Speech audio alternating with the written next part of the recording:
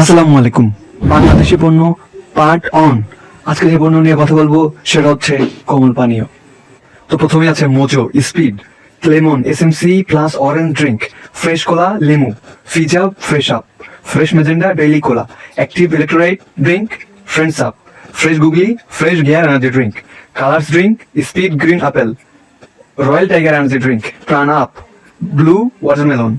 তো এইগুলো আমি রেফার করবো না। এই যে ইলেকট্রোলাইট ড্রিঙ্ক যেগুলো আছে এগুলো হচ্ছে সরকার অনুমোদিত না বেশিরভাগ। যেমন হচ্ছে এই যে এসএমসি প্লাস, এটা নিয়েও কয়দিন আগে সরকার বিক্রি বন্ধ করে দিয়েছিল, বিক্রি করা অবৈধ এরকম একটা নিউজ আসছিল। তো যাই হোক, এটা অ্যাভয়েড করবেন।